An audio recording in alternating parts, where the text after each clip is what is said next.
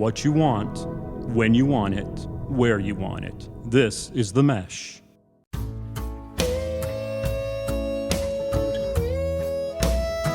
Whenever you're trying something new, what do? When you want to try to smoke a new cut of meat, maybe a high-dollar brisket, but you're not exactly sure how to do it, how to treat it, cooking temperature, how long to cook it, how to do it, where do you turn? Maybe you want to get a new toy, a new grill or smoker, a digital thermometer, a knife, or heck, you want to try out a new rub, but you want to know all about it before you buy it. If only there was a place where you could type in a question like how to barbecue low and slow and tap into a treasure trove of video content, a virtual show and tell of recipes, cooking styles, and product demonstrations. If only there was well, of course there's a place, but that wide world of internet hadn't always been overflowing with smoky success stories and mouth-watering meals. Yes, the YouTube world was once a vast prairie of open spaces and open possibilities, and way back then there were a few pioneers out there on the dusty trail with their smoker, their camera, and a new recipe for barbecue success. Welcome to the Low and Slow Barbecue Show on the Mesh.tv network of podcasts. I'm Chigger Willard, and I'm sharing with you all the lowdown about the best ways to make barbecue. To do that, I'm introducing you to the people who make all the smoked meat treats we all love to eat. I want you to hear from the pet bosses themselves, whether they're a backyard barbecuer, a competition cooker, or an expert not just in the art of smoking meat, but in the art of how to smoke the meat, and work the smoker, and test the tools. That's who we'll meet in this episode of the Low and Slow Barbecue Show, a barbecue how-to expert and product demonstration video master. You can see him on YouTube at Man Cave Meals, where one of his most popular videos has more than 200,000 views. In this episode, our barbecue how-to expert is going to tell us all about his specialty and how it's done. We'll open up our Barbecue 101 class where our guest is going to offer a tip to know. And during barbecue secret time, we'll get into the inside scoop on all the recipes and dip into our guest family jewels, the stories that make his barbecue experience so special. Finally, we'll get into our guest take on the best Carolina barbecue and wrap it up with the Low and Slow Barbecue Showdown. With that said, this may be the Low and Slow Barbecue Show, but I want to hurry up and get to talking to our guest from Man Cave Meals. Before I do, a big thank you to this episode's sponsor, The Hum. The Hum is Hickory, North Carolina's new premier outdoor amphitheater, providing Western North Carolina a gathering place for music and community. For a calendar of events and more information, visit thehum.live. That's thehum.live. And to get the complete lowdown from the Low and Slow Barbecue Show, be sure to visit us online, lowandslowbbqshow.com. That's where you'll find the Low and Slow blog. It's filled with recipes from this podcast, as well as barbecue stories, ideas, more advice for low and slow barbecue. And hey, you want to see pictures of the stuff we're smoking low and slow? Find us on Instagram at Low and Slow Barbecue Show. And today, I'm very excited to welcome our how-to barbecuer and the personality behind Man Cave Meals, Friday Night Live from the Man Cave, and I don't know, probably a few thousand how-to and product demonstration videos. My guest today is Mr. Man Cave Meals, John Setzler. John, welcome to the Low and Slow Barbecue Show. Thank you. Glad to be here. Yeah, thanks so much for joining us. Now listen, I got to take us a backstory here. I originally met John in the green pastures of Maiden, North Carolina, or Newton Conover, Hickory. Maybe it was the field house at Bandy's High School for volleyball, or at Fred T. Ford. And you're always out there taking pictures. I was in another life in the newspaper world covering sports on the Hickory Metro sports scene. You were doing the same, taking pictures. John, that's been a long time ago. What have you been doing since then? And what have you been doing with your camera? Well, my camera takes pictures of the food that I make now. That's about all I'm doing with the camera anymore. The sports photography days are behind me. They were good days though, right? They were great days. I really miss that in a lot of ways. But I was doing that during a time of my life where I was in the middle of a career change. I was coming out of the IT industry, and I decided to become an X-ray tech. And I was back in school and doing clinicals and working part-time in the X-ray field. And the ability to do the sports photography made that a really nice transition and gave me some new insights on the things I like to do. Yeah, cool. And that was use your camera for one thing, and then use your camera, as you said, for taking pictures of meat and video and how to use it. So tell me more about how you got started doing some of that stuff. Well, it was a kind of a weird situation with the video production. I decided to get started making video when I was on YouTube looking for an answer to a question on how to install a piece of equipment on a smoker that I bought. I couldn't find anything. And of course, I went to YouTube and couldn't find the answer either. So once I finally figured out the solution to my problem, I said, let's make a video and put it on YouTube. And that opened a can of worms. A can of worms, quite literally. So how has it grown from those first couple of videos to really, I mean, you've got your own brand. Well, it did. I got a lot of good feedback on that very first video that I put out there. There were other people looking for the same thing, and then they found mine.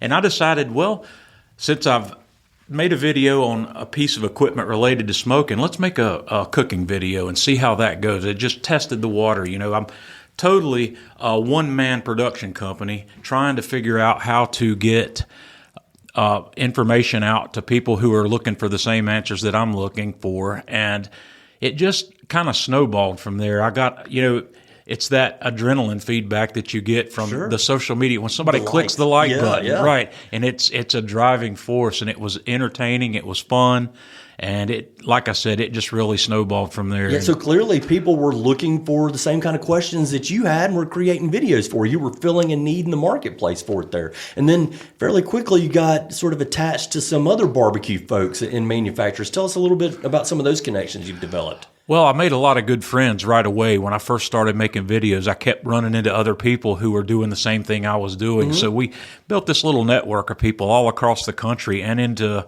Europe and Australia as well. Wow.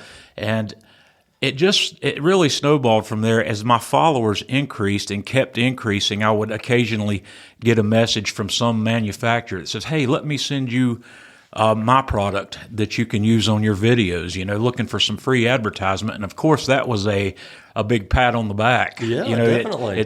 It's saying it made me feel like what I'm doing is worthwhile if these manufacturers like me to use their products. So it just kept going from there. I kept getting product offers, and I would do reviews of the product, and that was quite popular. People out there looking for a particular product, just like I had originally, went to YouTube to see somebody using it firsthand. That's way better than a picture and a write-up. Yeah, definitely. Or buying the product and getting it home and trying it out and figuring either, number one, I don't know how to use this, or number two, I don't like how this works. Right. Yeah, so that's at this point, how many videos you feel like you've produced over this time? I mean, it's probably been, you're getting close to 15 years doing this, right? Well, a little over 10. Okay. I've got, through the various channels where I've produced video, I'm up around 700 videos altogether. Yeah, wow. And certainly thousands of followers and thousands of views all along the way. And since you kind of got started with the product review and the testing, that's kind of come a little bit of a cottage industry in barbecue world, right? So there's a lot of people doing some similar stuff like that. It is, and I think I was an influencer before the term influencer came around. Yeah, definitely. One of the people that I've done a lot of work with described me as a sneezer, and he read this in a marketing book. I can't remember the name of the book, but he called me a sneezer, and I said, "Well, what is a sneezer?" And he says, when you sneeze, everybody around you gets sick, and it's a marketing thing, and it was a term that preceded influencer. The term influencer hasn't been around for as many years as I've been doing this, but it's exactly what it is. Right. So, as an influencer, let's talk a little bit about the influence that you've had and some of the specialties that you've worked in. You can't be an influencer if you don't know what you're doing. And tell me what feel like you do the best in terms of smoking and cooking and preparing meat. What is the Man Cave Meals man's specialty? Kamado grill cooking. Yeah. That's where I really got started in the product world. That's where I came to be on a large scale. And most of my following is Kamado owners, and most of my video content is cooking on Kamados and teaching people how to use the ceramic Kamado grill. Okay. It's a fantastic grill, but there's a learning curve associated with learning to use that grill, and I've tried to simplify that and distill each piece of that puzzle into something simple that everybody can understand. Right. And so where can folks find out about you? Where do they find you? YouTube, right? Well, on YouTube, the majority of my Kamado cooking videos are on the Kamado Joe YouTube channel, because shortly after I got started to get really popular on YouTube, Kamado Joe was a business association that I made, and they eventually had me doing content exclusively for them on their YouTube channel. So there's 350 videos or more on that channel I produced. Cool. Kamado cooking. And you've got the Man Cave Meals on YouTube as well as another home for all of your content. The Man Cave Meals was my original YouTube channel, and it's where I produce content now. Great. As well as Atlanta Grill Company. Okay. So when you're smoking and you're using your Kamado Joe and you're cooking, let's talk about the meat. What is your specialty in terms of cooking? What do you like to cook the most? My favorite of the barbecue meats is beef ribs, and I'm talking beef short ribs that are uncut, the 3 and 4 bone plate rib racks. Right, like the dino bones? Yes, the dino bones, exactly. That is my favorite piece of meat to cook. Okay. So what is the, you say, what's the ideal size, cut, and weight for you when you're going to the store to buy that? If I want to go and buy that, what am I looking for?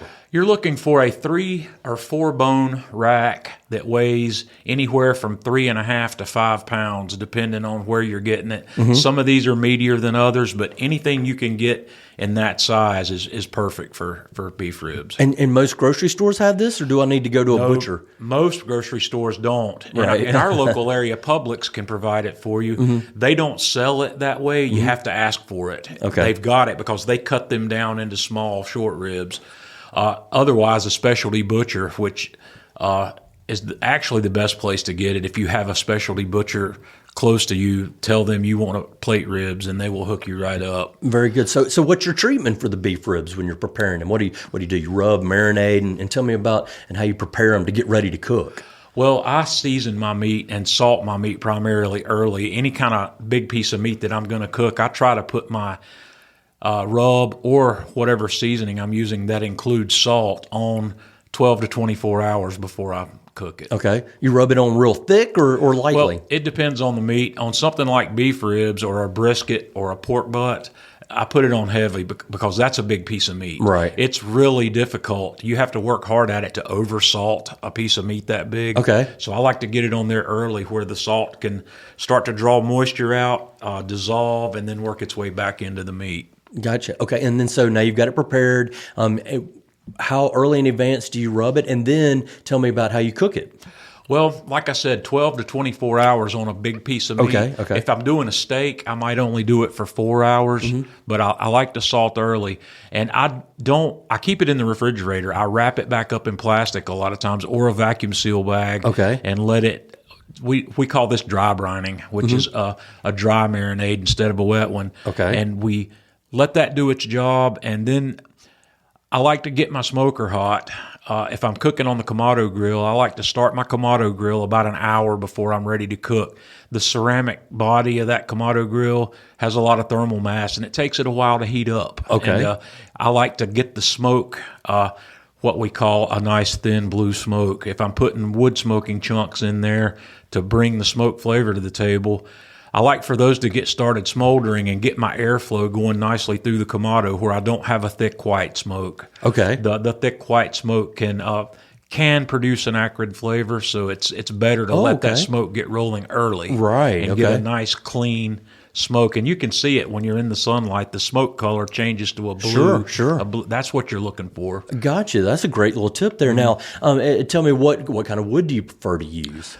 I am a big fan of about a 50-50 blend of pecan and cherry. Oh, love pecan and cherry, yeah. That combination produces an aroma that's really hard to beat, in my opinion. And the cherry also helps with color.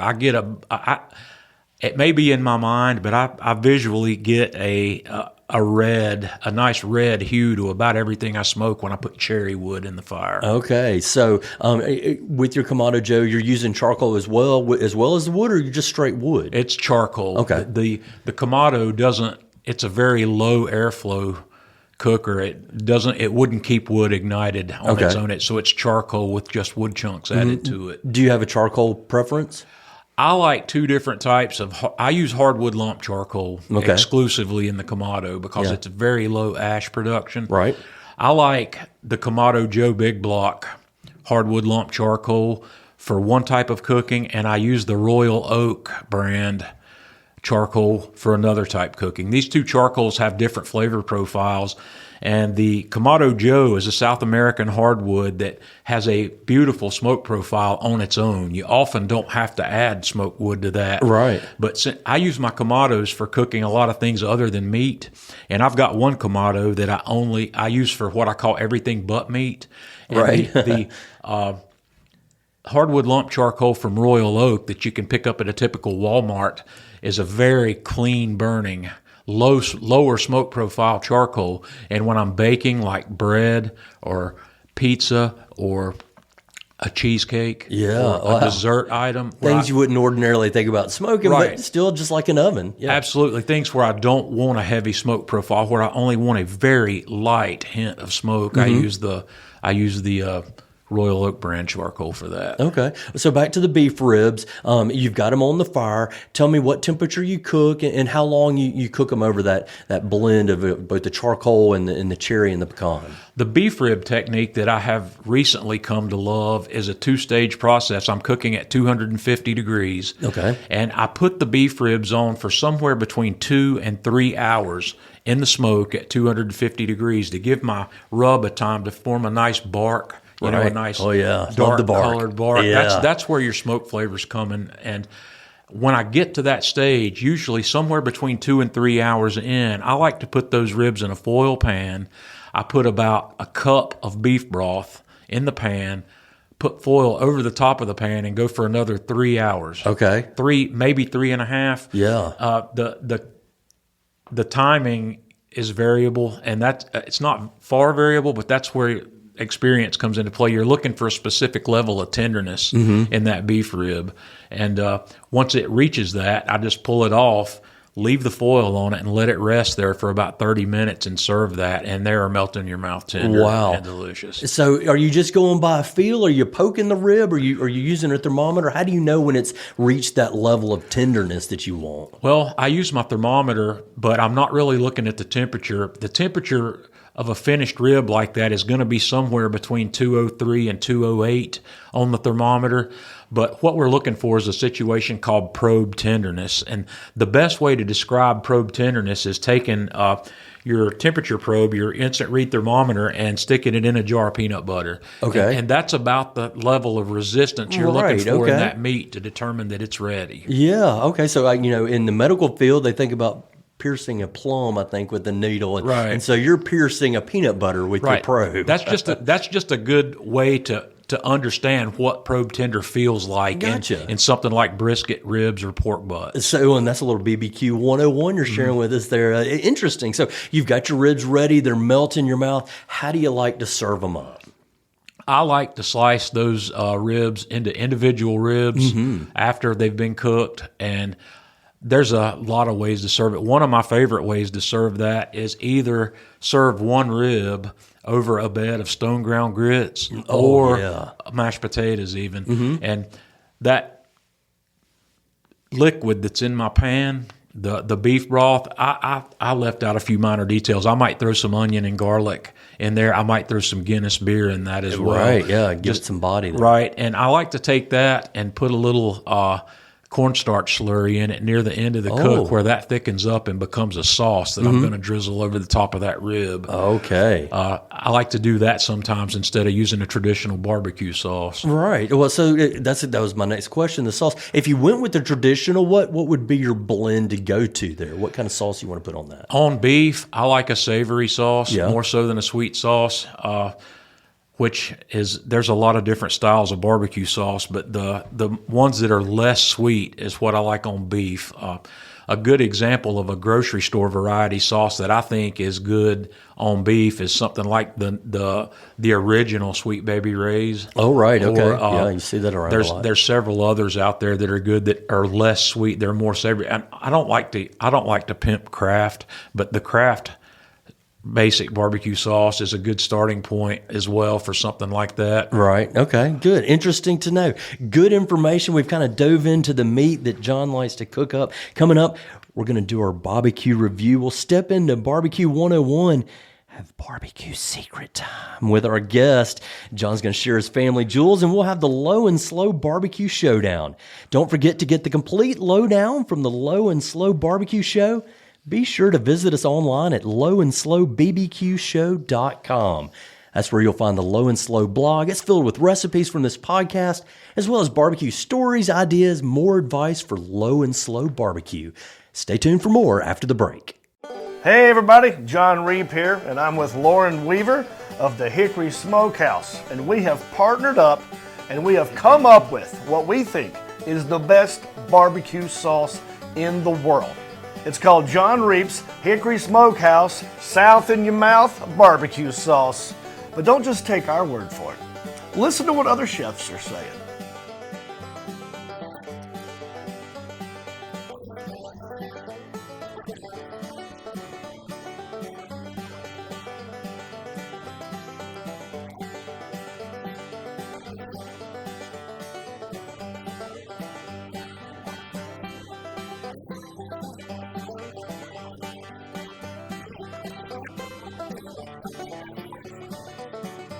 So this holiday season, reap the benefits, sop it up, let your taste buds rise again, and put a little South in your mouth. We got it in hot, too. Yeah. Thanks, Lauren.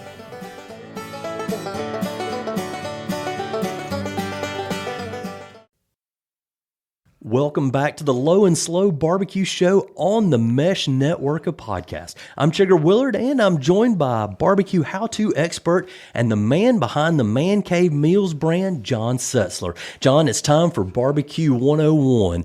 We want to get your guest tip. What's one simple, everyday practice that every barbecuer should try to follow? I believe pre-seasoning your meat is a key in making great barbecue. I really think that is the one piece of advice I try to give everybody is get the salt on the meat early, give it time to dissolve and draw itself into the meat, because seasoning is something that's not as easy to fix after the cook. Okay, and you mentioned rub the meat, season it, but then you called out salt specifically. Right. Why call out the salt? Because the salt is the only part of that rub that's going to work its way into the meat. Oh. The salt draws moisture out of the meat in which it dissolves, and then the osmosis process carries that salt with the liquid back into the meat. Your other items that are in your rub, like sugar, garlic, onion, whatnot, they are only going to be on the outside of the meat. Those molecules are too large to pass into the meat cells through osmosis. Okay, so they're more part of the bark, but Right. the salt is really what's getting the juices down in there. Yes, the salt is what's penetrating and flavoring that meat. Wow, interesting. Okay, so what's a tool of the trade? What do you always have when you go to the smoker? You always need to have at your side. The instant read thermometer is the most important tool I have in my arsenal. Yeah. You cannot tell when a piece of meat is done by looking at it. Even with our peanut butter probe. Well, you can by that method, Right. but you still need to know when to start looking for that. Okay. So when I reach 195 degrees, I start looking for that probe tenderness. I don't care about the probe tenderness so much until we get to that point. So you have to know where you are. And other meats where probe tenderness is not your target, like chicken and other cuts of pork, for Right. instance, you need the thermometer. You can't fool to around know with where that. you are. Yeah, Correct. that's people getting sick. Right. You don't want that. You can't fool around. And so your smoker grill of choice, you talked about the Kamado Joe. Do you have a particular model for the Kamado Joe? And what are the strengths and maybe weaknesses of that model? The ceramic Kamado Joe grill is my favorite tool in my barbecue arsenal. I am the biggest fan of the classic size, which is an 18-inch diameter grilling surface. They have smaller size, a 13, and a larger size that's a 24, as do most Kamado manufacturers. But the 18 is what I like to call the Ferrari. Yeah. It's large enough. It's red, right? It is. And that's it's what red. you want your Ferrari to be. Right. But for most of the cooking I do, I'm not always cooking for large crowds, but even when I am, I can cook a lot of meat on an 18-inch grill. I can stack meat. I can turn meat during the cook and get a lot of meat on the 18-inch grill. And it's one of these situations I would rather work a smaller grill a little harder than have to fire up a school bus every time I want to go to the grocery store. Sure, yeah. So I like the 18-inch size.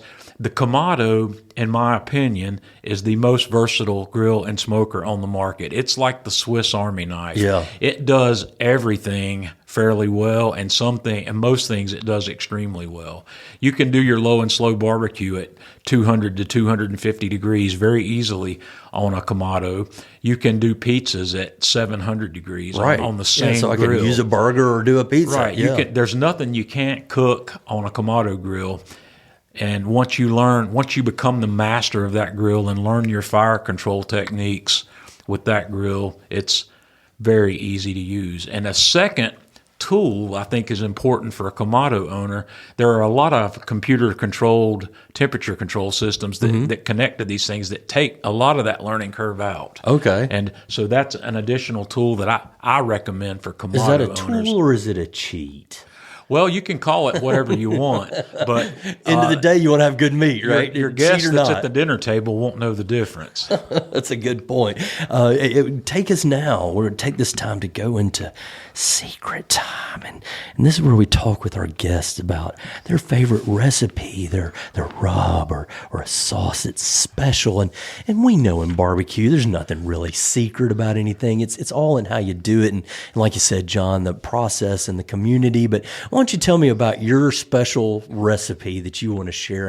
And keep in mind, we're going to share the details of this on our blog, so maybe you don't have to get into all the specifics, but tell me your recipe and give me an overview of it and maybe some important pointers people need to keep in mind when they're preparing that.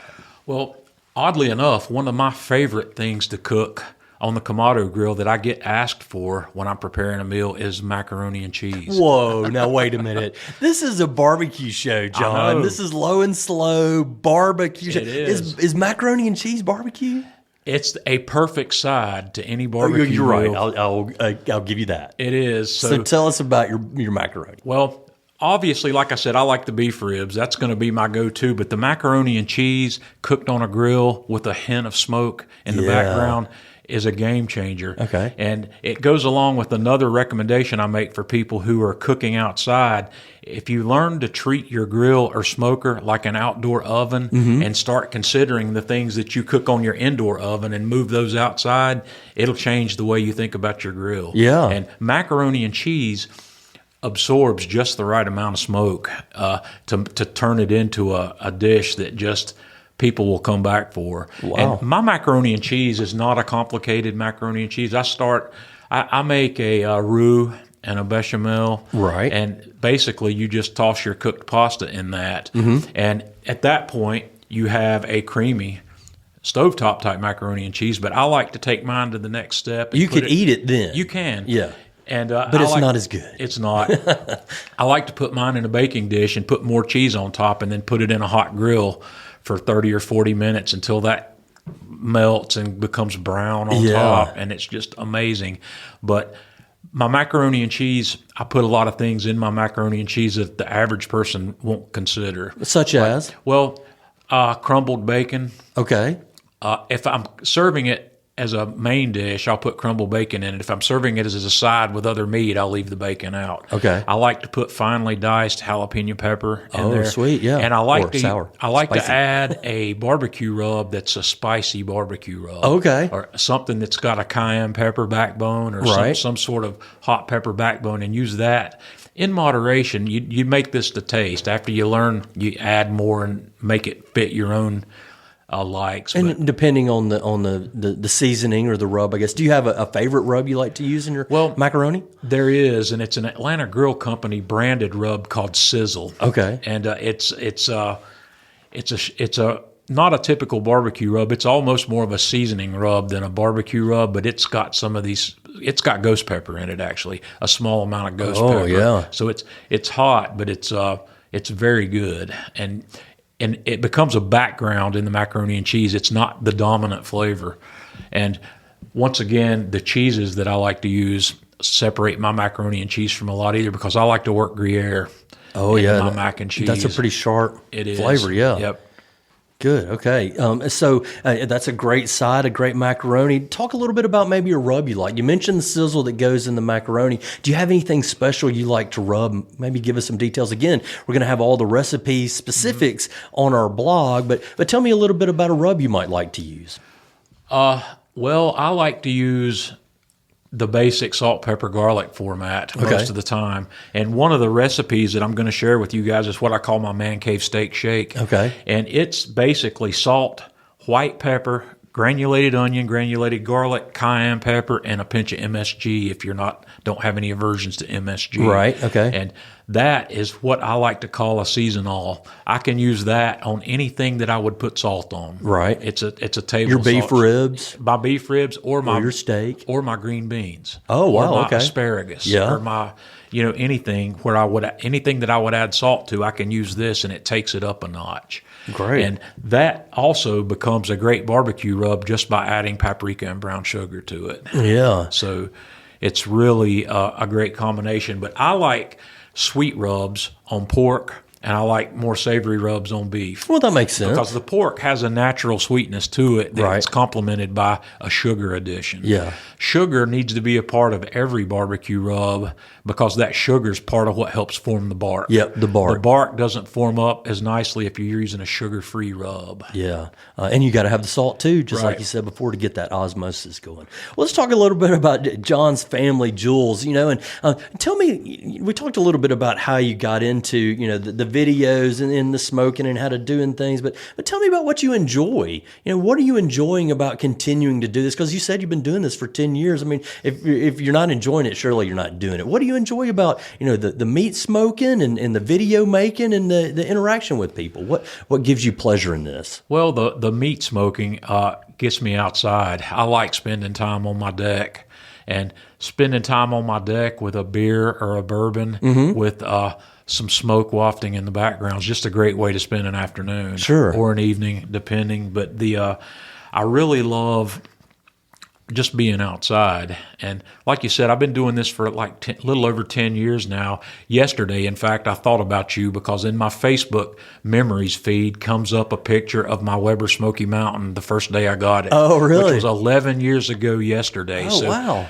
11 years ago yesterday is when I actually started this journey of learning to barbecue. Interesting. And you had not smoked or any meat or really done any grilling or anything like that prior to that? I had done grilling. I've had a grill in my life as long as I've been able to cook, but I had never taken it seriously until that point. Really? So 11 years. I never decided I wanted to become a pitmaster or a pit boss or an accomplished barbecue and grill cook. Yeah. And so have you ever taken any classes or, gone in and gotten any formal training? I went to one barbecue class. There's a pitmaster named Harry Sue that lives out on the West Coast. He's a grand champion barbecue pitmaster that's competed in all sorts of competitions. He has a class at his home in Southern California. And I decided to get together with a friend of mine who lived in Alaska at the time. And we met halfway. in San Diego. Or actually, it's just outside of L.A., not too far out. But we went to this one day long barbecue class where we learned the competition barbecue secrets from an actual pitmaster in a day's time. That's the only what I would call formal training I've had in barbecue. I take some online culinary classes from a chef out of Baltimore that I've learned a lot. That's really upped my overall cooking game, which spills over into the barbecue world also. Right. So you feel like those classes have made a difference as opposed to maybe what you might just kind of find on YouTube from other people that are out there? They have. Yeah. The classes that I took made things happen more quickly. It gave me a lot of aha moments and helped me understand why I'm doing some of the things that I've seen on YouTube. It's not a rote learning situation where you learn by watching somebody else do it. It comes with some explanation and some reasoning, which expands your baseline and allows you to develop things on your own with a lot more ease. Right. So you got a good foundation from which you can kind of experiment and explore and create new things. Interesting. Right. Cool. So it's not always been a bed of roses, I'm sure. What's the worst thing you've ever made in the smoking realm, slow and slow wise? That's a tough question. I've really had a difficult time imagining what I've made that's horrible. You're too good to make something bad? Is that what I'm hearing here? No, it's not that. I think one of the things that I've made that I really did not like, come to think of it, is back when I was doing a content specifically and strictly for Kamado Joe, for a short time during that process, they had a marketing team telling me what they wanted me to cook. And they had me do some things that I didn't like. And because I knew I wasn't going to like it, it made it hard to do. Right. You probably didn't put your all into it. Right. Maybe. Well, they had a couple of people that this was in the fall. They wanted me to do some root vegetables. They wanted me to do something with sweet potatoes and Brussels sprouts, both of which I didn't care for. And I made it. And back then I also did a taste test at the end of each video where people could watch me eat it, and I had to fake that taste test. Really? You couldn't even gag it down? No, I didn't like it. And I spit it out after that. And it's really hard for me to say I've cooked things I don't like. I have cooked things that... Unless you're cooking something you don't already like. Right. Like sprouts. Since then, I have learned to like Brussels sprouts and learned to like sweet potatoes. I've learned a cooking technique that I like. Right, okay. And I had time to work it out. You prepared in a way you like it, so you like it. I've learned to like those things since then, but it took me a while. And at that time, that was one of the worst dishes I had ever made. It was good to somebody who likes Brussels sprouts and sweet potatoes, right? But I didn't like it, and I hated the fact that I was having to do it. Funny.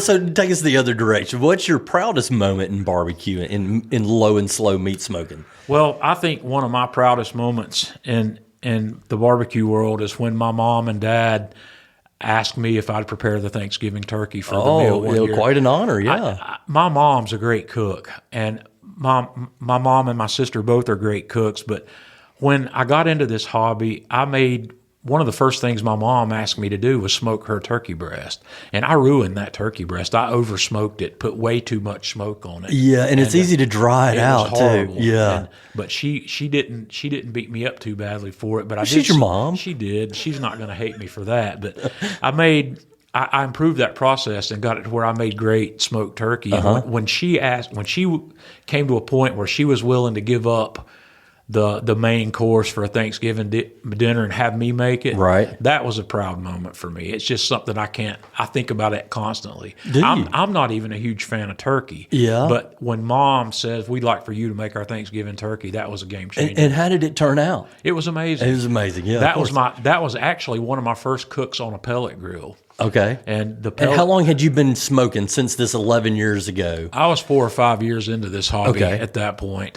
And the pellet grill is a perfect tool for poultry. It makes it impossible to oversmoke poultry when you're using a pellet grill. And it's just amazing. And that's just something that comes back to me. And also, Mom asked me to prepare pulled pork for a picnic dinner she was having for about 50 of her friends. Right. And that went over real well. And did you go to the dinner? I did. And how did people respond to the pork? Oh, they loved it. Oh, yeah. I cooked it and served it to her friends. Great. And, her and my dad, they had 50 of their friends over for a barbecue. That is an honor, when you're the go-to guy they called on the man cave to deliver on Thanksgiving or their big catering event. I actually made video of that on the Man Cave Meals channel. I cooked 8 pork butts on a 24-inch Kamado Joe. Oh, wow. That's still a pretty tight pack. It was packed in there, for sure. Well, let's talk a little bit more on your insight and what you like. If you go to a barbecue restaurant, what's your favorite place to go to? Oh, boy. I have eaten at a lot of barbecue restaurants, I'm sure. Not only in North Carolina, but all over the country. And I am proud to say that 2 of my favorite barbecue joints are in Burke County. Well, I mean, it's in Carolina, the home of barbecue, the founding grounds in Burke County here in western North Carolina. JD's Smokehouse. Oh, yeah, favorite. Man, it's hard to beat around here. their pulled pork is off the hook. It is, It's for sure. crazy. And they've got a list of sides that also include macaroni and cheese. And jalapeno cheese grits. Jalapeno cheese grits. And they've always got a cobbler that's And off the sweet hook. potato. Yeah, The sweet potatoes there are I good. don't know do you the don't sweet like potatoes. it, but the sweet potatoes at JD's are good. They've got barbecue baked beans on a side that are crazy. Yeah. They have a side menu. My wife, when she goes with me there, she gets what's called a side tray, and she just gets three yeah, sides. yeah. She's not as much of a meat eater as I am. Sure. So their sides are crazy. And Boulevard Barbecue up in Morganton is another place that's off the hook. Okay, now I'm not familiar with that, so I need to add it to You my need tour to check journey. that out. And like I Boulevard said, Barbecue. It's in the old building where the McGuffies used to be in Morganton. I can't remember the name of the road that's on there, but they are crazy good. They've got great sides as well. But I like these places. In North Carolina, whole hog barbecue is a big thing. Sure. And what they call Down east, from the rooter to the tooter. And it's all chopped. They don't celebrate individual pieces of the animal. They don't do ribs. They don't do pork shoulders. They don't do loins, tenderloins. You know, it's all chopped and tossed in a vinegar-based sauce. Right. And I'm sensing some opinion coming out here. yeah, it's opinion for sure. I'm a fan of the Western style North Carolina sauce, which is Western North Carolina and Eastern North Carolina are different in so many ways. Sure. I like I said, on pork, I like the sweeter sauces. Well, the Western North Carolina style sauce is like a super sweet Kansas City sauce that's got a little bit of that vinegar tanginess to it. Right. But it's still a tomato-based sauce. And it's still got a little bit of spicy kick it to does, it. Yeah. but I love the Western North Carolina style sauce. Good. Okay, so that's already got us started into our low and slow barbecue showdown, kind of quick hitters in the verses, and you've taken your choice Western style. And let me make a bit specific here. When you're looking at Western versus Eastern, you're talking about Lexington style barbecue or something further west, more tomatoey in the sauce. Western style. Lexington is kind of what you'd call the Mason-Dixon line in It North is, Carolina. yeah. Everything Lexington and East is a runny, vinegar-based barbecue sauce. It's like a liquid, and it gets thicker and sweeter as you move As west. you go further west. So once you get out to Buxton Hall or somewhere out in Murphy, you're saying it's going to be thicker and sweeter? It is. In theory, and, yeah. and where we live here in Catawba and Burke County, they've always got bottles of both on the table. Yep. Excuse me. They have both and a lot to choose from. And JD's, for instance, has a sweet sauce They do. option for you as well. But I particularly like the Western North Carolina with a little tang to it. I don't make my own barbecue sauces very well. Okay. I've experimented with it, but I like to take a sweet Kansas City style sauce off the shelf sometimes and just add a little bit of apple cider vinegar to it to turn it into something that's more Western North Carolina. Interesting theory. I'll have to share my recipe with you for Lexington style. You can't go wrong, and you can find it at Low and Slow Barbecue Show and lowandslowbbqshow.com. Back to the Low and Slow Barbecue Showdown, gas, pellets, or charcoal? I like all three, and I have all But you three. got to pick one. Charcoal overall, and pellets running a close second. Really? Okay. Yes. Never gas. I don't like to do low and slow on gas because it's very hard to put a smoke flavor on anything that's being cooked in a gas grill. It is. What is the best state in these United States for barbecue? Texas. John, this is the Low and Slow Barbecue Show. Look at I our logo. It understand. I has see North that. Carolina on it, and you're going to Well, say Texas? I'm an opinionated guy. You are, and there's nothing wrong And- with having an and opinion, I even if can- it's the wrong opinion. I can qualify my Texas choice. And like I said, we talked about how I love beef earlier. Oh, the, yeah. the beef ribs. Beef is a big thing in Texas. That is. That is the thing for Texas. Excuse me. The beef in Texas, they celebrate beef ribs and beef brisket in Texas, and they are also into the salt, pepper, garlic. That's kind of my thing. But North Carolina, I'm a big fan, like I said, of Western North Carolina, which is an outcrop of what comes out of Kansas City. So, Yeah. I don't dislike North Carolina barbecue. I just like Texas. I don't think it comes out of Kansas City. I think it comes out of Greenville and down east, and then maybe got to Kansas City from there. Well, something like that. Right, yeah. Something like that. So you've already kind of showed your cards on the next one, but pork, beef, or chicken? Beef. Without a doubt. Sauce, better with or without? Both. I'm not in either camp. I like to put sauce on my pork barbecue, and I like to have it as a dip for beef. Makes sense. Sweet or spicy? Sweet. And finally, barbecue, is it a verb or is it a noun? Yes. I can't take that one way or the other because I've got friends all over the globe, and when you get down to Australia, the barbecue is an event more so than a verb, than a process. It's a thing and not an action. But I use it interchangeably in my own speech on a day-to-day basis. And that, my friends, is the lowdown from the How to Barbecue expert and Man Cave Meals master himself, John Setzler. Thanks for joining us, John. Thank you. Tell us again, where can we find out more about your content? I'm on Facebook at facebook.com/mancavemeals. I'm on Man Cave Meals on YouTube and Instagram and Twitter both. I have accounts there that are Kamado_Johnny. All right. You've been listening to the Low and Slow Barbecue Show on the Mesh.tv network of podcasts. Be sure to visit us online at lowandslowbbqshow.com. You'll get these recipes we talked about today, as well as some other notes and stories. You can also access other episodes in this podcast series. Be sure to look for other Low and Slow Barbecue Show episodes featuring our backyard barbecuer, the food truck smokehouse, the competition cooks, and plenty more. Plus, if you subscribe to the Low and Slow Barbecue Show podcast, we'll deliver every episode directly to you. Special thanks to my guest, the how-to barbecue expert John Setzler, the man behind the Man Cave Meals. Thanks as well to the production team here at the Mesh.tv network of podcasts. Most especially, thank you for listening to the Low and Slow Barbecue Show. I'm Chigger Willard, reminding you that for the best barbecue and for the best barbecue podcast, make it low and slow.